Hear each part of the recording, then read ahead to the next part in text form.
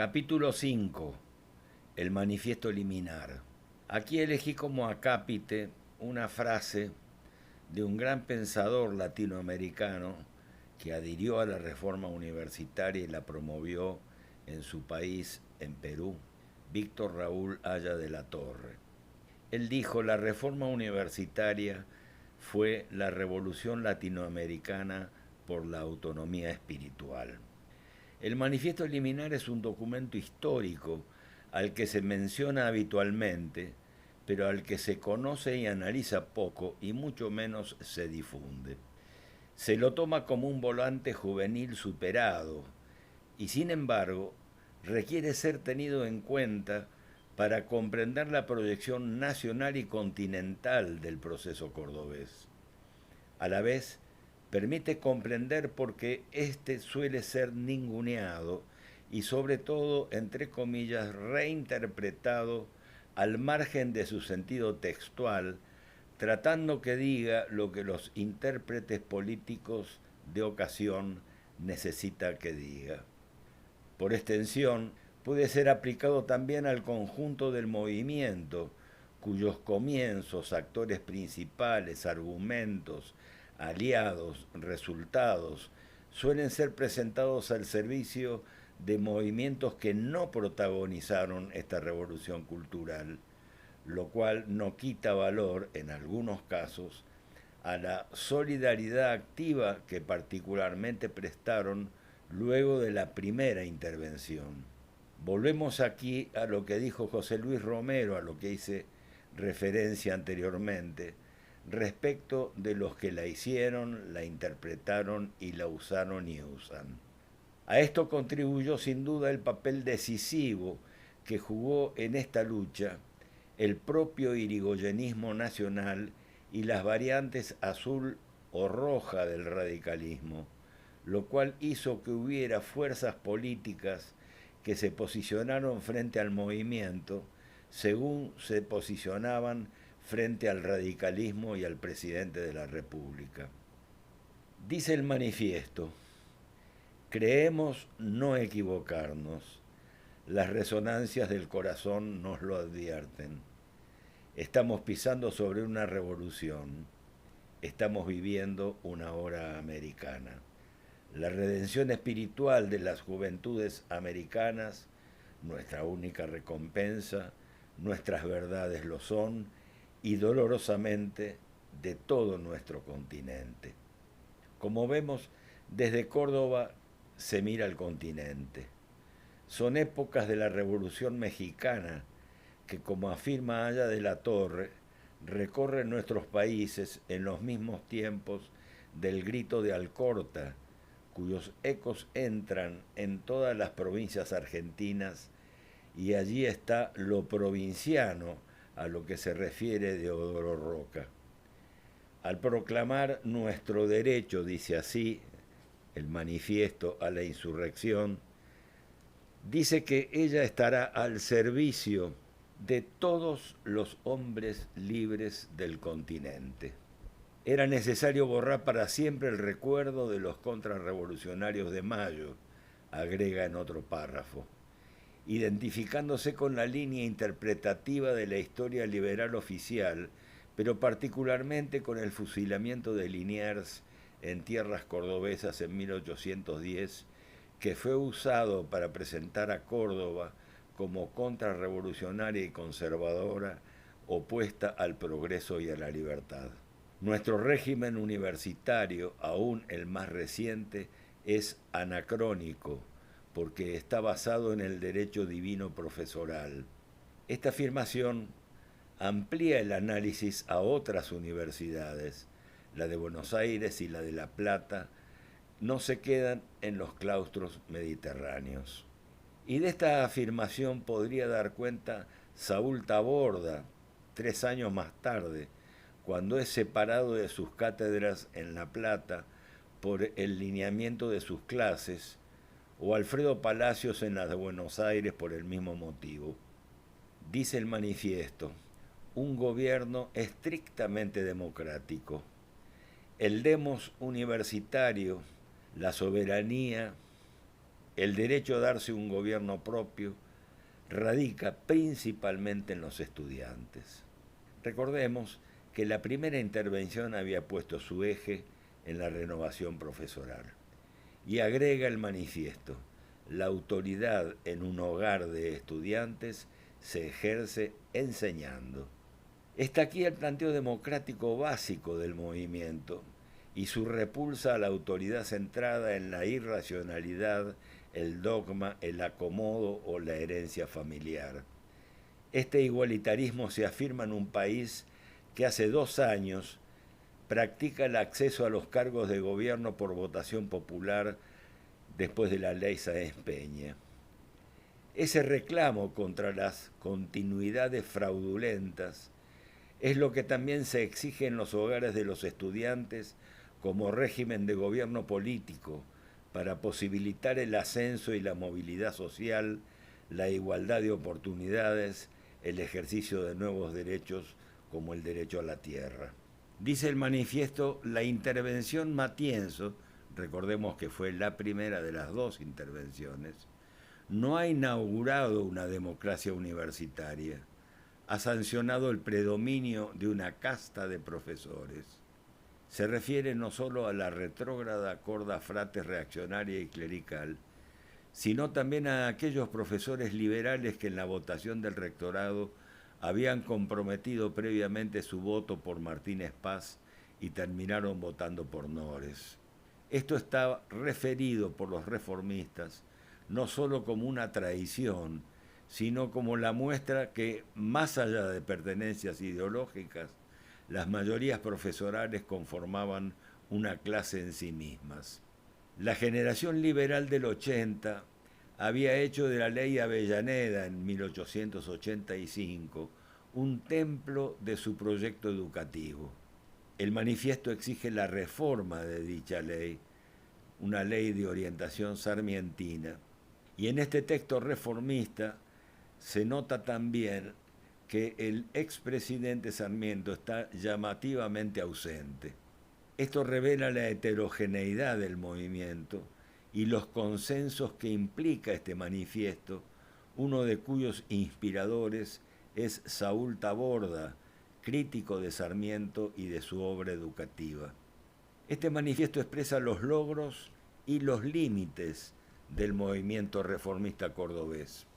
Expresa una luz que iluminará la solidaridad nacional, el encuentro con las luchas de tucumanos y santafesinos, cuyas universidades se nacionalizan impulsadas por la reforma universitaria. La convocatoria a la unidad con otros movimientos universitarios americanos que encuentran en Córdoba su inspiración, el difícil camino recorrido entre fuerzas que desde el dogma cerrado de carácter clerical o el liberalismo de los aristócratas o desde las contradicciones entre gobierno nacional y provincial buscaron ahogarlo o usarlo, desde los intentos externos de usar o de explicar a los protagonistas lo que ellos habían hecho. En ese mar de contradicciones supo encontrar el movimiento un camino que llegó al triunfo, un camino que el cambio de gobierno nacional y la llegada del alvearismo truncará en 1923, cuando ese gobierno nacional de Marcelo T. de Alvear ordene la intervención y el fin del proceso revolucionario. ¿Quiénes son autores o firmantes del manifiesto Liminar? Gumersindo Sayago, presidente del Centro de Estudiantes de Medicina, santiagueño, impulsó una línea de investigación y tratamiento de la tuberculosis, fundando la Escuela Cordobesa de Tisiología, que se llamó la Escuela de Sayago, de matriz médico-social profunda. Se diferenció de la escuela existente en Buenos Aires, de carácter europeo, y desarrolló tanto en la universidad como en la práctica médica un pensamiento que insistió en la necesidad de abordar los grandes problemas sanitarios argentinos. Realizó la primera intervención quirúrgica pulmonar en nuestro país y alcanzó gran renombre mundial. Otro firmante fue Enrique Bordavere, presidente del Centro de Estudiantes de Ingeniería. Pertenecía a una familia rural santafesina que adhirió al Partido Demócrata Progresista tempranamente.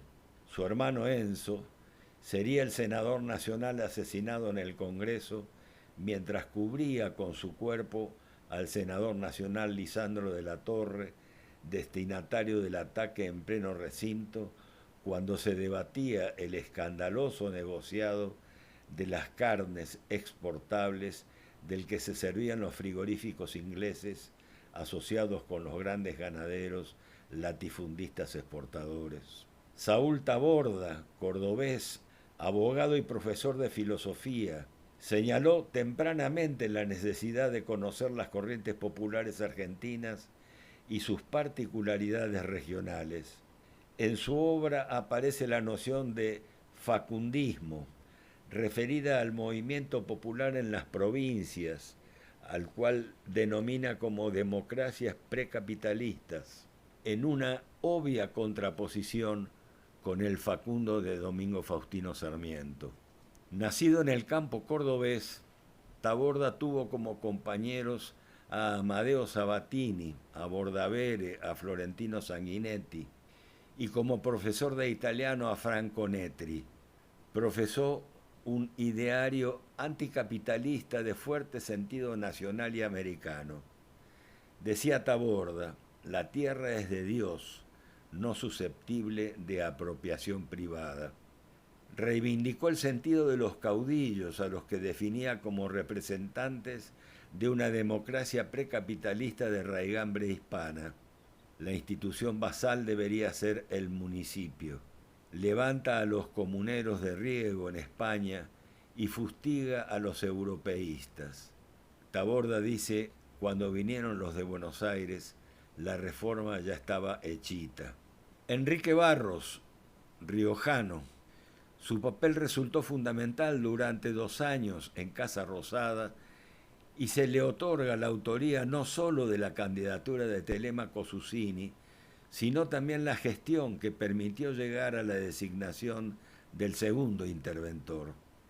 Su cercanía al despacho presidencial fue de gran utilidad en contacto simultáneo con sus compañeros cordobeses para marcar los tiempos, la relación entre las acciones de todo tipo que el movimiento llevaba y las decisiones gubernamentales que se tomaban en Buenos Aires.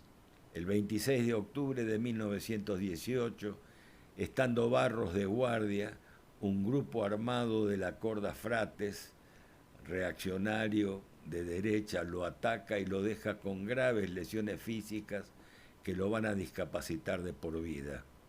Horacio Valdés, catamarqueño, conservador ligado a Ramón Cárcano, quien apoyó al movimiento. Dirigió con Enrique Barros el periódico reformista Gaceta Universitaria, donde se publicó el Manifiesto Liminar. A él y a Bordavere se le adjudica el derribamiento de la estatua frente a la Compañía de Jesús.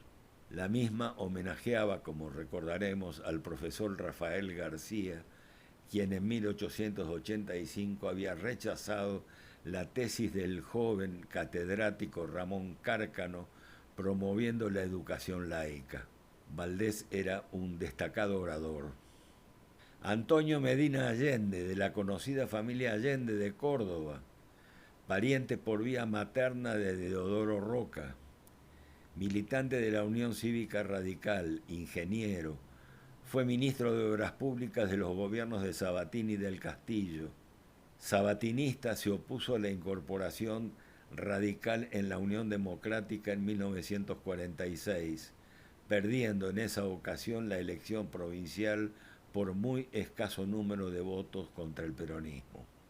Deodoro Roca, no aparece su firma en el manifiesto, probablemente porque ya era abogado desde hacía más de 2 años, aunque se le otorga su autoría. Perteneció a una familia de raigambre colonial hispana, los Allende. Por parte materna se habían alzado contra la Revolución de Mayo, siendo uno de ellos fusilado junto a Liniers en Cabeza de Vaca. Los Roca también se habían opuesto a los revolucionarios de Buenos Aires y enfrentado la llegada de Castelli a Córdoba. Adhirieron al federalismo cordobés. Nos referiremos a esto más tarde. Carlos Suárez Pinto, mendocino, de extracción demócrata, reconocía a Ramón Cárcano como referente. Emilio Viagos, abogado, de ideas anarquistas, discípulo de Saúl Taborda, con quien luego irá a La Plata a la cátedra que tenía Taborda allí en la Universidad Nacional de La Plata. Será profesor con la Facultad de Derecho de la Universidad Nacional del Litoral, junto a Deodoro Roca. Fue defensor de militantes obreros y director de publicaciones de izquierda. Será profesor en la Facultad de Derecho de Buenos Aires. Defendió públicamente la revolución nicaragüense de Augusto César Sandino, compañero del filósofo hegeliano Carlos Astrada y de los líderes cordobeses de la reforma universitaria Florentino Sanguinetti, Julio B. González y Sánchez Viamonte. Según infiere con fundamentos el profesor Horacio Sanguinetti, Viagos habría sido coautor con Deodoro Roca del manifiesto. Otro firmante es Alfredo Castellanos, médico, de ideas anarquistas. Tenía posiciones públicamente ateas. Dejó la medicina siguiendo el ejemplo de Ameguino y abrazó la paleontología, siendo uno de los científicos más notables del país en estratigrafía y estudio de suelos. Fundó el Museo de Ciencias Naturales de Córdoba y el Museo de Ciencias Naturales de Rosario. Jorge Luis Basante, médico, fue secretario de la reunión en la que se fundó la Federación Universitaria de Córdoba. Seferino Garzón Maceda, cordobés, abogado, se dedicó a la historia argentina de Córdoba y de la época colonial. Se lo considera uno de los grandes renovadores de los estudios históricos en nuestro país. Ángel Nigro, santafesino, ingeniero civil, uno de los fundadores de la Universidad Nacional del Litoral, donde realizó una intensa tarea docente y científica por muchos años. Natalio Saibene, cordobés, profesor de Ciencias Exactas, llegó a ser consejero superior de la Universidad Nacional de Córdoba en 1935.